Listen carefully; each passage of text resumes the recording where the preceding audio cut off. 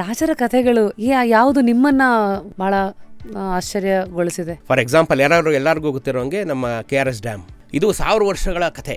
ಇವತ್ತಿಂದೇನು ನಮಗೆ ತಮಿಳುನಾಡವರು ಏನು ಕಿರಿಕ್ ಮಾಡಲಿಲ್ಲ. 1000 ವರ್ಷಗಳಿಂದ ಚೋಳ ರಾಜನಾಗಿದ್ದಂಥ ಕಾಲದಲ್ಲೂ ನಾವು ಒಂದು ಸಣ್ಣ ಅಣೆಕಟ್ಟು ಕಟ್ಟಿದ್ರು ಯುದ್ಧ ಆಗೋದಾಗ ನಾಲ್ವಡಿ ಕೃಷ್ಣರಾಜ ಒಡೆಯರ್ ಇದನ್ನು ಕಟ್ಟಬೇಕು 1911ರಲ್ಲಿ ಅಂತ ತೀರ್ಮಾನ ಮಾಡಿದಾಗ ಹಾರ್ಡ್ ಇಂಜಿನ್ ನಾವು ನೆನ್ಕೋಬೇಕು. ಅವನೇ ನಮಗೆ ಪರ್ಮಿಷನ್ ಕೊಟ್ಟವನು. ಅವ್ರ ನೀರು ಅವ್ರ ದುಡ್ಡು ನಿಮ್ದೇನು ಕಿರಿಕು ಅಂತ ಮದ್ರಾಸ್ ಅವ್ರಿಗೆ ಬೈದು ನಮ್ಗೆ ಕಟ್ಟೋ ಪರ್ಮಿಷನ್ ಕೊಟ್ಟ ಗವರ್ನರ್ ಜನರಲ್ ಆಫ್ ಇಂಡಿಯಾ. 80 ಅಡಿ ಕಟ್ಕೊಳಪ್ಪ ನೀನು ಅಂತ ನಮಗೆ ಹೇಳ್ದ. ಆಗ ಸರಂಬಿ ಅವರೊಂದು ಟೆಕ್ನಿಕಲ್ ಡೌಟ್ ತಂದ್ರು, ಮಹಾಸ್ವಾಮಿ 80 ಅಡಿ ಕಟ್ಟಕ್ಕೆ ನಮ್ಮ ಮನ್ಸಲ್ಲಿ ಆಸೆ ಇರೋದು 124 ಅಡಿ. ಈಗ ಫೌಂಡೇಶನ್ 124 ಅಡಿಗೆ ಹಾಕದ 80 ಅಡಿಗೆ ಹಾಕದ ಅಂತ.